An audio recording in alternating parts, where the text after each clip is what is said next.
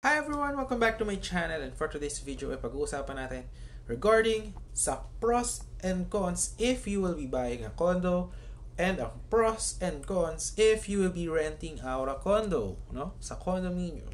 So, syempre, if you will buy a condo, natin na i-renovate and i-customize yung ating condo depende sa gusto natin, no? And number 2 is investment. So, maaaring yung property ay tumaas yung halaga. So, sa hinaharap is maganda siyang investment. But, do your research muna. Kasi, ngayon is naglaylo po yung pagtaas ng mga condominium. Kung before, is nasa mga per year, napakataas ng pagtalon ng price ng condo. Ngayon po, hindi siya ganong kataas. This year, if you will check it and research that one, hindi po ganong kataas ang pagtaas ng property ng mga condominium. Bakit? Dahil marami pong mga nagtatayo ang bagong condo and ang saturated na po ng market, no? So if you will check that out, no? And yung mga condominium kasi, if you will be availing example ng pre-selling ngayon, yung pera mo doon is matagal siyang nakalock in doon.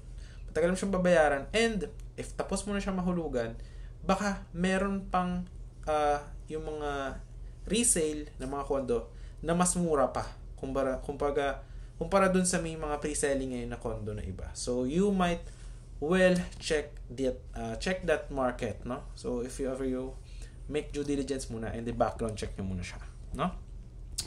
So yun. Number 3 na advantage if you will be buying a condo is yung stability. So hindi ka mag-aalala sa pagtaas ng renta and yung posibilidad na hindi ka ma-renew sa list mo, di ba?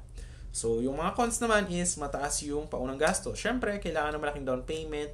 Tapos, pati na rin yung mga dagdag gastos tulad ng mga transfer taxes, notarial fees, at iba pa, no?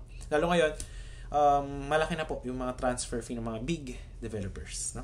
Number 2, na is maintenance. So, ikaw yung responsible sa pag-maintenance at repairs ng condo mo.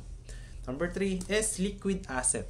So, sa condo naman, no? Renting a condo. Ano ba yung mga pros nito, no? So, syempre, flexibility. So, mas madali kang makalipat kung kinakailangan. And, kung halimbawa, ay nagbago yung trabaho mo or lifestyle, so, madali kang makalipat. Kasi nga, number 3 is wala po siyang maintenance. So, responsibility ng landlord yung pag-maintenance ng condo and yung repairs po niya. So, cons, if you are renting out is wala kang pagmamayari. So, hindi mo pagmamayari yung property, kaya wala kang equity na nabubuo sa yung asset. Kasi if you are buying the property, if it's installment, syempre, it's like rent to own. Yung mga naiipon mo sa pagbabayad mo is naiipon siya.